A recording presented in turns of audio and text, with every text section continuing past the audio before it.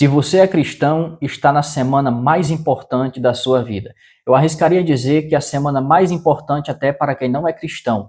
Nós estamos na Semana da Paixão. Hoje é domingo, dia 13 de abril de 2025. E seja bem-vindo à Semana da Paixão, bem-vindo ao Evangelho para você.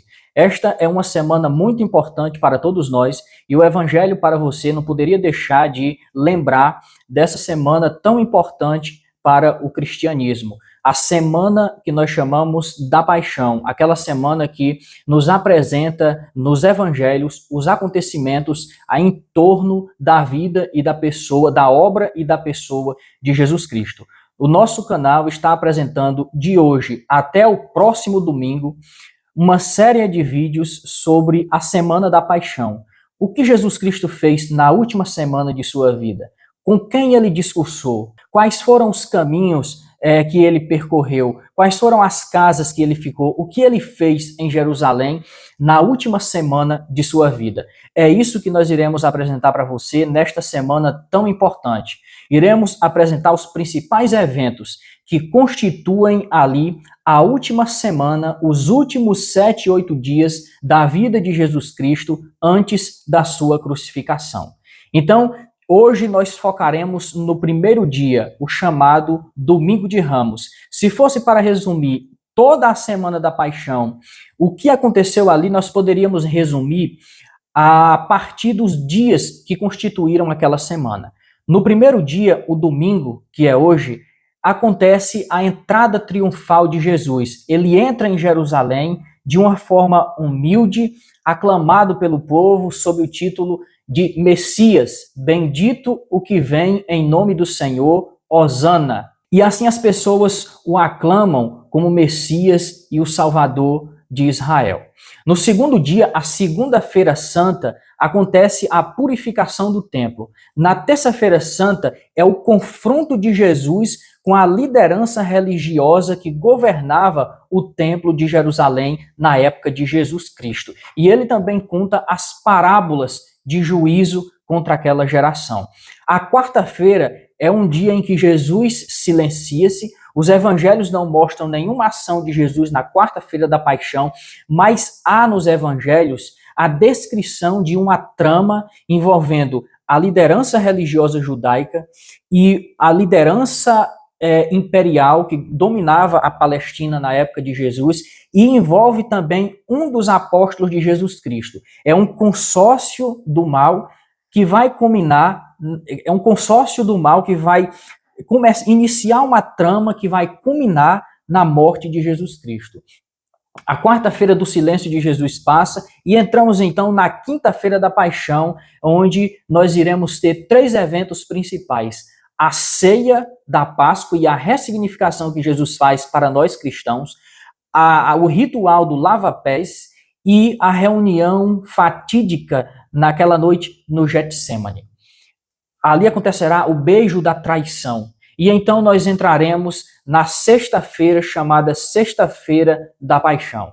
A Sexta-feira da Paixão é o palco para o julgamento de Jesus Cristo, o julgamento religioso e julgamento civil, e culminará na sua morte por crucificação no Monte Calvário, fora de Jerusalém, em uma cruz.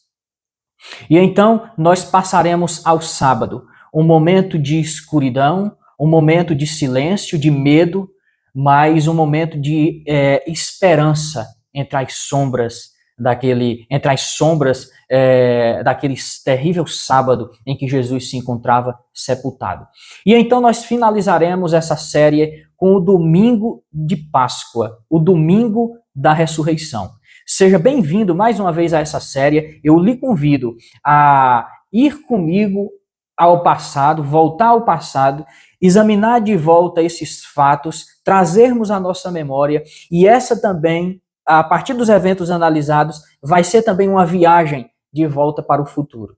Porque toda essa obra de Jesus nos leva a uma consumação final, a um reino preparado para todos os crentes, no futuro escatológico que Deus tem preparado por meio de Jesus Cristo. Então vamos lá. Se você está pronto, se você está preparado, eu te convido então a se inscrever neste canal, curtir o vídeo, compartilhar esse vídeo com quem você conhece. Nós estamos na Semana da Paixão, uma semana de comunhão. Eu te convido, então, a compartilhar esse vídeo e com quem você quiser e nós participarmos dessa propagação do reino dos céus aqui em nossa sociedade, no mundo em que vivemos.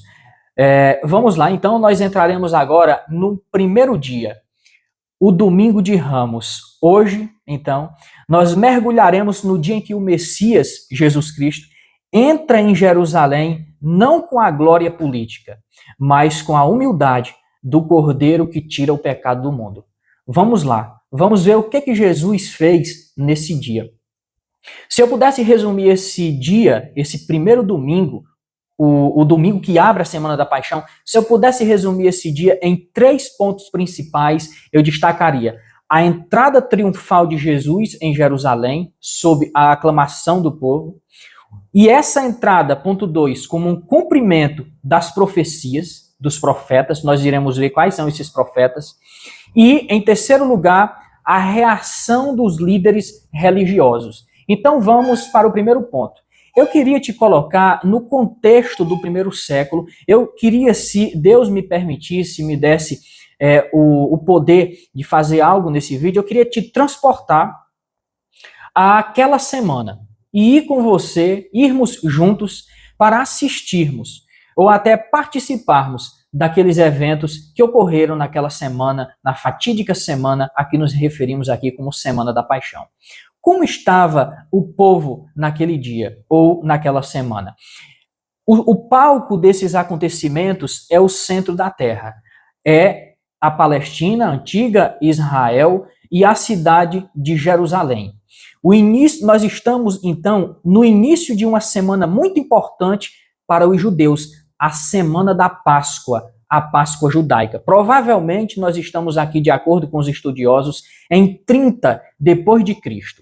A importância daquela semana, então, se deve ao fato de que os judeus estavam comemorando a Páscoa. E nós iremos ver mais detalhadamente o que é Páscoa no vídeo que nós iremos colocar, se Deus permitir, na sexta-feira da Paixão. Os judeus ali estavam recordando o tempo de sua libertação no Egito.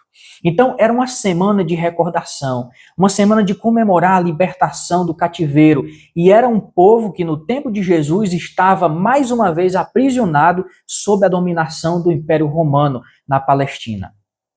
Então, a cidade estava repleta de peregrinos, porque, de costume, como os judeus eram espalhados, na festa da Páscoa, todos vinham a Jerusalém para comemorar juntos aquela festa tão importante. A cidade estava repleta, estava apinhada de gente ali. E havia uma expectativa grande messiânica. Havia uma grande expectativa messiânica. As pessoas ali estavam nessa esperança de que talvez aquela fosse a semana em que poderia vir o Messias, o libertador, e daria um basta na dominação romana e romperia com as algemas do cativeiro romano e libertaria o povo. A expectativa era essa naquela semana. O contexto era aproximadamente esse. A narrativa dos fatos que estou transmitindo a vocês está presente nos 4 evangelhos. Os 4 evangelistas, eles descrevem os eventos que aconteceram naquela Semana da Paixão.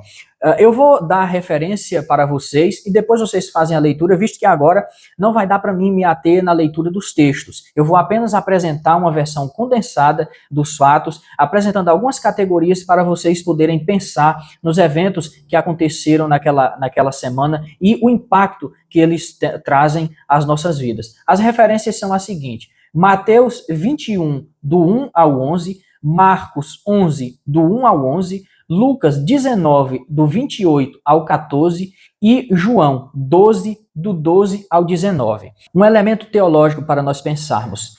Os eventos que estão acontecendo nesta semana é o cumprimento das profecias messiânicas, especialmente as profecias de Zacarias 9:9 e de Salmos 118. E nós iremos ver de passagem essas referências. Vamos começar com o primeiro ponto importante deste primeiro dia da Semana da Paixão, a entrada triunfal.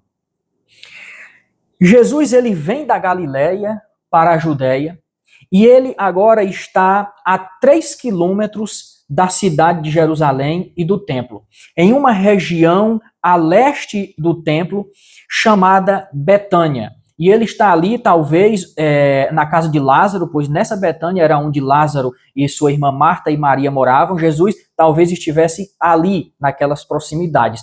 Jesus dali envia, então, 2 discípulos seus para buscar um jumentinho, e esse jumentinho tem um significado profético de cumprimento de profecias. Jesus envia 2 discípulos seus para pegar esse animal, para que ele possa entrar em Jerusalém montado em cima deste animal. É um símbolo de paz. E isso aqui contrasta com um cavalo de guerra. Jesus não entra em Jerusalém em cima de um cavalo, uma figura, como se fosse uma figura militar, para colocar um basta na dominação romana através da força e da espada, do poder bélico. Não. Jesus vai em um jumento. Significa humildade, significa que ele está indo com termos de paz, para fazer a paz.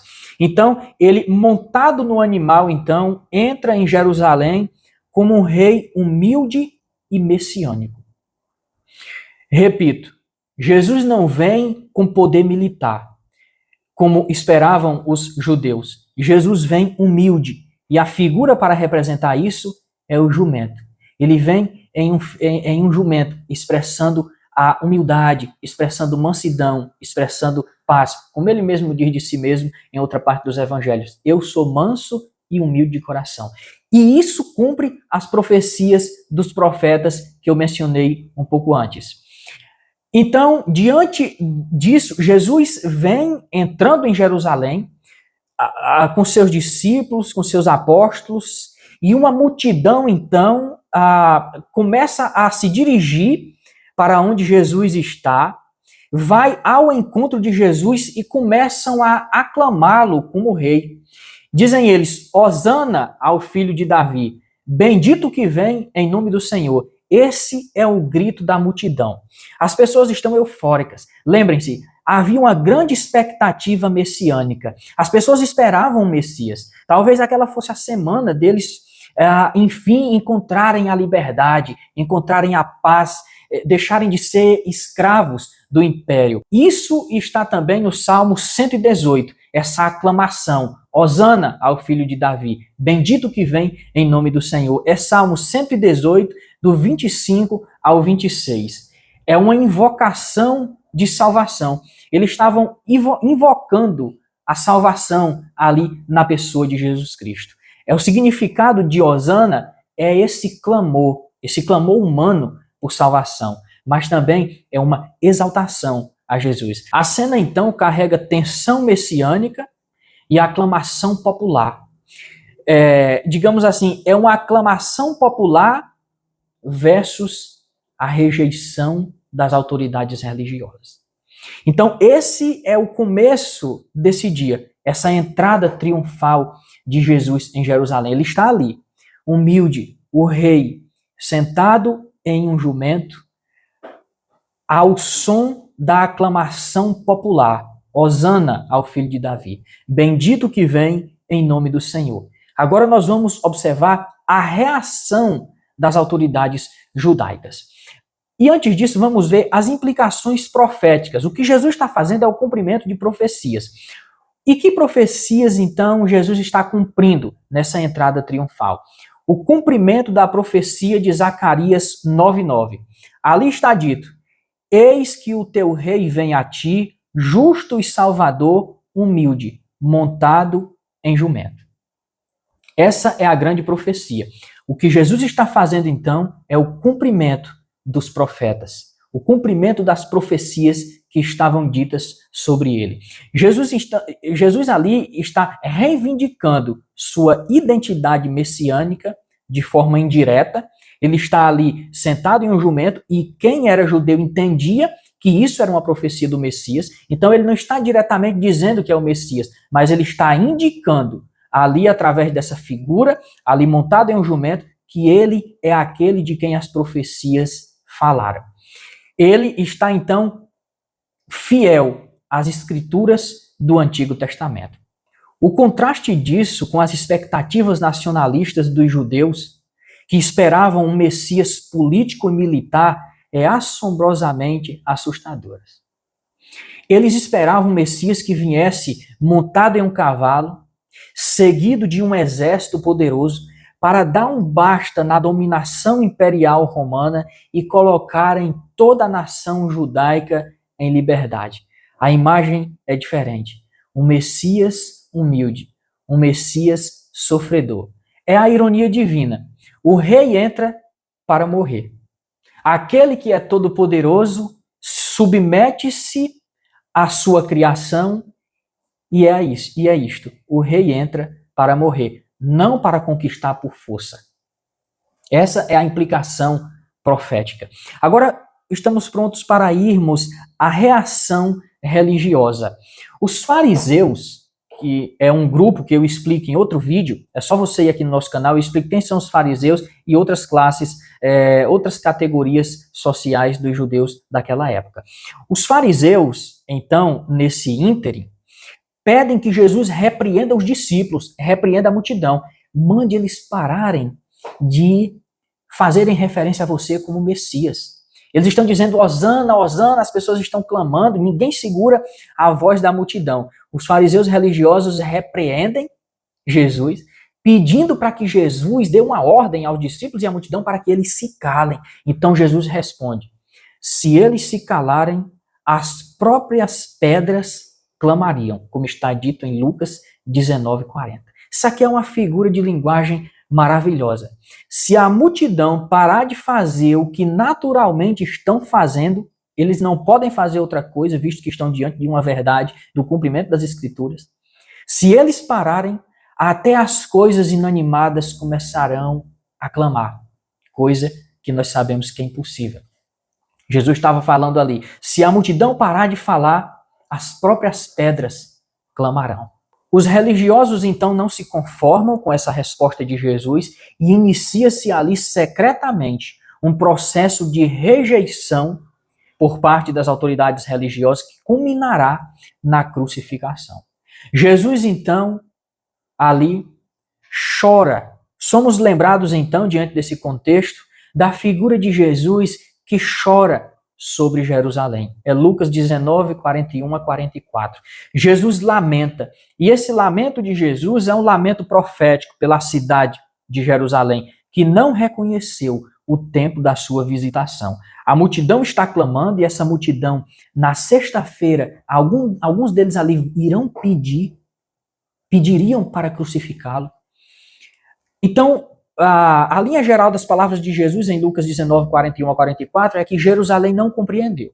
Jerusalém não está entendendo nada que está acontecendo ali na Semana da Paixão. Jerusalém não reconhece e por isso Jesus chora sobre ela. Jerusalém, Jerusalém, quantas vezes eu quis te recolher, te abraçar, como a galinha faz com seus pintinhos, mas você não quis. Esses são os fatos que estão acontecendo nesse primeiro dia. Conclusão e aplicações. Saímos então do choro de Jesus sobre a cidade de Jerusalém. A cidade não compreende o que Jesus está fazendo. Jerusalém não compreendeu o tempo em que o seu Messias veio para visitá-la. E então Jesus chora por conta disso. O Domingo de Ramos então nos mostra isso. Ele marca o início de uma semana paradoxal. Glória e sofrimento, aclamação e rejeição, esperança e cruz. São paralelos difíceis de entender, mas é essa a realidade. Se tivéssemos uma câmera de vídeo como essa que está me filmando agora, nós teríamos os detalhes, a cores desses eventos, dos eventos mais importantes da história da humanidade. A Terra jamais viu eventos como esses. Jesus, então, compreendemos aqui que ele é o rei prometido. Mas a sua glória, gente, passa pelo caminho do Calvário. Então, os desafios contemporâneos para a gente são muitos. Eu queria destacar só 2. Que tipo de Messias nós estamos esperando? Um Messias político-militar que vem coberto em um tanque de guerra, pisando em exércitos, estraçalhando adversários, ou nós queremos um Messias humilde e manso de coração, que oferece-nos água para saciar nossa sede. Coloca óleo em nossas feridas, como fez o bom samaritano, que traz perdão para os nossos pecados e que nos liberta do maior império que jamais existiu, o império das trevas, o império do pecado. Essa cadeia invisível e a cadeia mais terrível que existe, pois ela não é física e por isso mais sutil, uma cadeia que só Jesus pode nos libertar. Repito, que Messias nós estamos esperando? Um Messias como esse? Nós estamos dispostos a seguir o Rei crucificado?